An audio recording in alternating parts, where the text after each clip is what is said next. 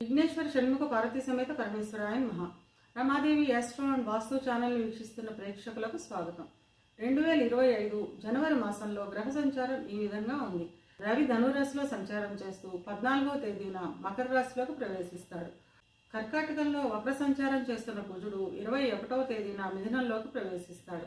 వృశ్చిక రాశిలో సంచరిస్తున్న బుధుడు 4వ తేదీన ధనుస్సులోకి ప్రవేశించి 20 రోజులు అక్కడే సంచరించి 24వ తేదీన మకరంలోకి ప్రవేశిస్తాడు.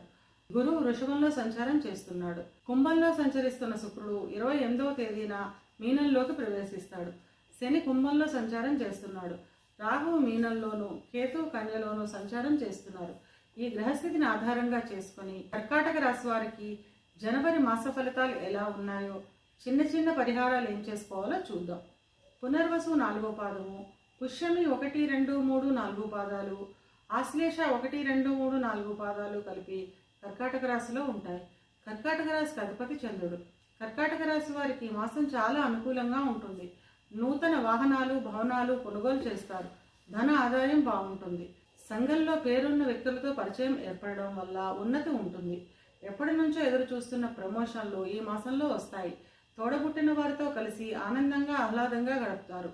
ఎప్పటి నుంచో వాయిదా పడుతున్న పనులు ఈ మాసంలో పూర్తి చేస్తారు. పితృవర్గంలోని బంధువులతో చిన్న చిన్న మాట పట్టింపులు ఉంటాయి. ఇక విద్యార్థుల విషయానికి వస్తే విద్యార్థులకు ఈ మాసం చాలా అనుకూలంగా ఉంటుంది.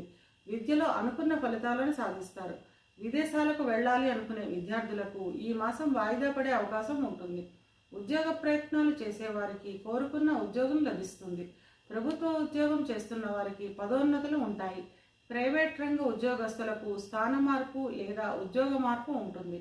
విదేశాలకు వెళ్లే ఉద్యోగస్తులకు మొదటి 2 వారాలు చాలా అనుకూలంగా ఉంటుంది. ఇక వ్యాపారస్తుల విషయానికి వస్తే వ్యాపారస్తులకు వ్యాపారాభివృద్ధి ఉంటుంది.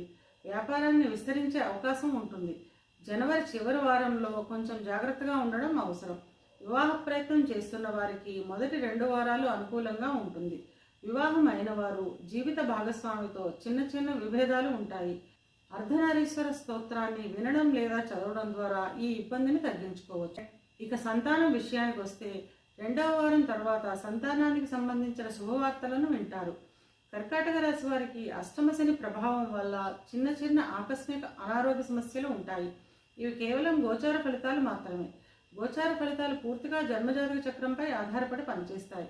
కనుక తమ జన్మజాతక చక్రాన్ని విశ్లేషణ చేయించుకోవాలనుకునేవారు కింది నెంబర్కి వాట్సాప్ చేసి కన్సల్టేషన్ తీసుకోండి. కర్కాటక రాశి వారు అనుకూలతను పెంచుకోవడానికి, ప్రతికూలతను తగ్గించుకోవడానికి శనివారం రోజున గోవుకు బెల్లం తినిపించడం ద్వారా అంతా మంచి జరుగుతుంది.